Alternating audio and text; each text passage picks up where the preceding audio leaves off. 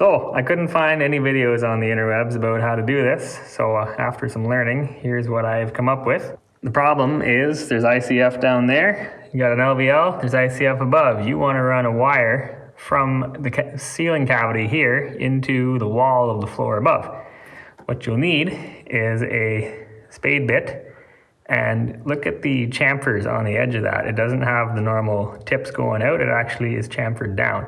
That is pretty crucial for being able to tilt this and not running into problems. So I like to start about halfway vertically on this and go in straight, and then as soon as it starts to bite, I progressively go on more and more of an angle till I'm shooting almost vertical. You don't want to go too vertical because then you'll have basically no LVL left in that spot, and that would be bad. But we're just going to go in and then keep turning. And as soon as we get through the LVL, you stop with this bit, and then we're going to chase it with something else, and I'll show you that after.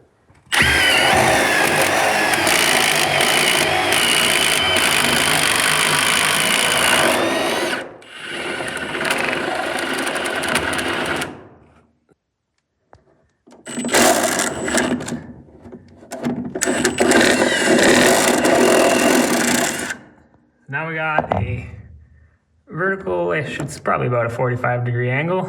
You can go a little steeper, you don't want to go too steep.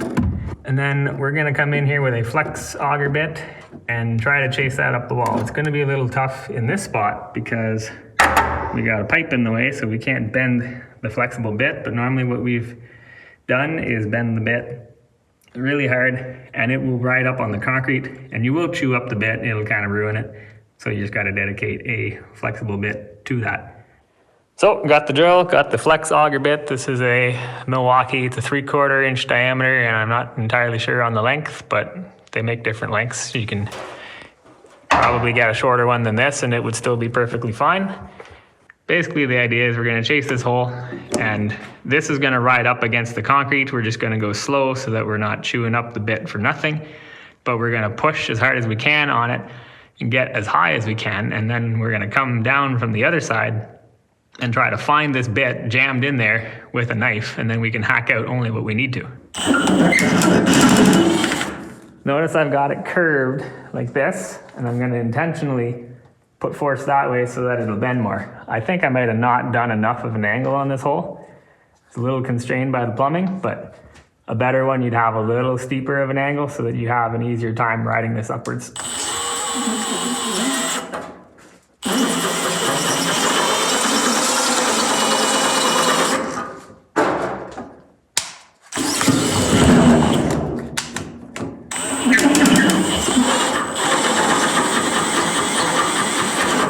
Of course I want to make a video about it's not going great.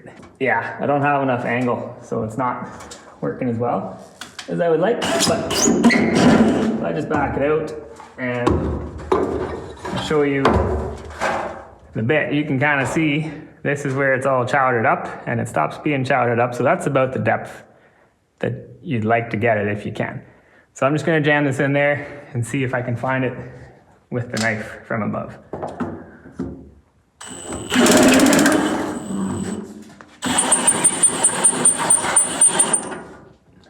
So now we're upstairs, and I have a long, very thin knife, sharp enough to cut through the ICF.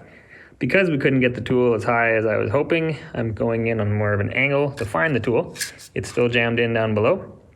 What I did to know exactly where to look, or roughly where to look, just measured off the nearest corner.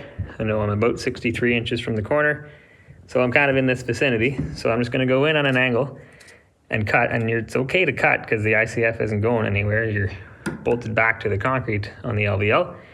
We're just going to feel around for it, and once we hear tunk, then we know that we have hit it. And then we can pull it out, we can hack this out, and I'm going to take this concrete spill off before I do that. But I'm going to open it up with a Sawzall. I'll show you that after I find it.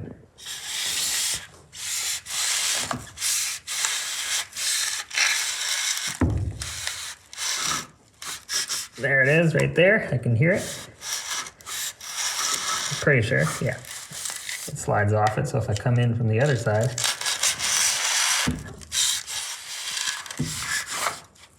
yeah, it's right here. So I'm gonna open all this up First we'll just take this concrete off. And what we do to make it a lot easier is we open it big enough that we can get pliers in there. So I'll get the Sawzall and we'll continue this. So I said Sawzall, but this is actually a hacksaw. It's got a much shorter stroke, so you're not worried about whacking the concrete as much.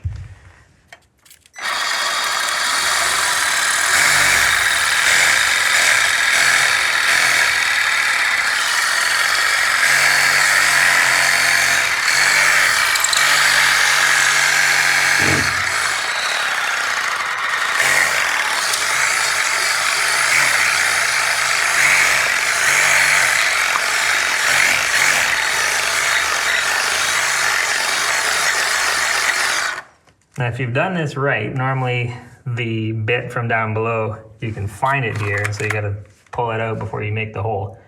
But my bit is so far down that I cannot find it with the Sawzall at that angle. So I'm just gonna check, yeah, it's right there. Dig at it a little more.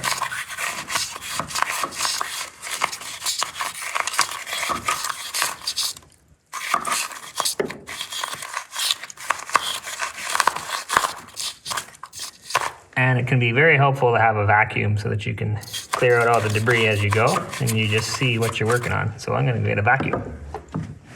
No, no battery.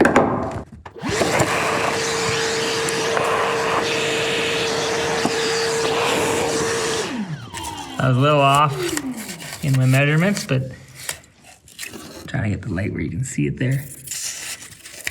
That black piece way down there, there's the bit. Let's see if we can see. Get the light in there just right. There it is. So now I gotta go more to the left than I thought with the Sawzall, but I'll clean that out a bit more, and then we will be good to go.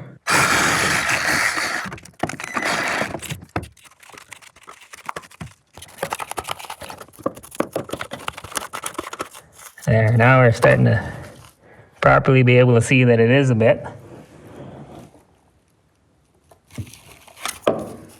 And we just need a little bit more space above it.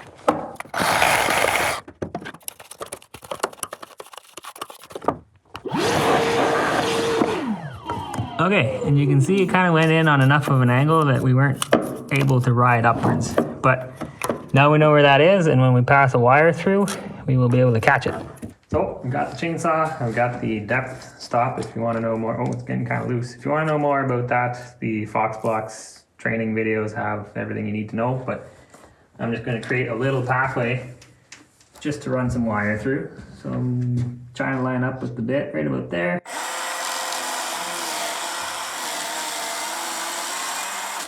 And that's high enough for what we're doing, because this one's actually going to go to the porch wall through the outside, but I'm going to poke that hole later. I just want to show you how this works for now. So we'll clean up the mess we just made. And then we'll go downstairs and we'll shove some wire through, and we'll be back. Okay, so I'm just putting it in reverse, and I'll slowly back out the flex auger bit. And then I will take piece of wire. Normally you'd have this run from your panel or whichever way you feel like doing it, but I just have this little scrap wire to show you. Take that, and I kind of have it pre-bent to not fight with the concrete,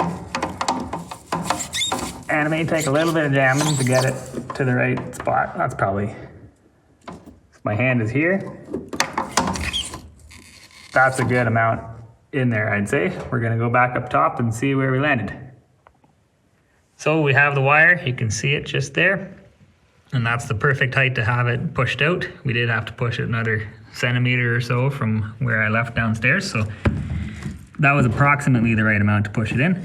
You don't want it too high, because if it's too high, you can't get to the top of it, especially if you've done your angle a little steeper with the bit. You will follow that angle and you'll ride up in here and you won't be able to catch it with the pliers, it'll just be gone into the void. So you want to be able to see the end. And we're just going to grab the end, and we're going to pull on it, and And once you have it out, you can grab it with your hands and you can pull the whole length, and then you follow the groove that you've already cut in your foam and you just lay it down in there. And you make yourself a pushing tool so that you jam it into the depth that they require. I will show you a pushing tool. So here in Canada, 1.25 inches is code for how deep your wire has to be to not have to put something protecting it. So you just jam it in there on its side, because that's on its side. And then you take your pushing tool and you push it in until the line disappears. I can't because I haven't finished this groove, but here's another one to show you an example. See, it's on the surface right now, that'd be no good. So we take this, push it in, push it in, push it in.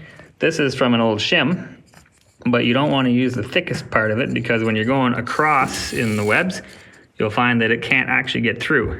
The wire could get through, but the shim can't. So you want to use not too thin of the portion.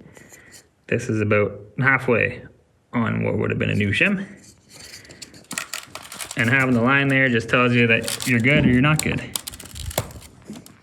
That's not going to go right now because I'd have to do this with both hands. So we're just going to leave it like that, but that's just to show you how easy it is to push things into the depth that's required the whole way on. And then you're done. You've gone through that floor, and you could even go through 2 floors, but if you're doing that, I'd suggest going on an inside wall. It'd be a lot quicker and easier.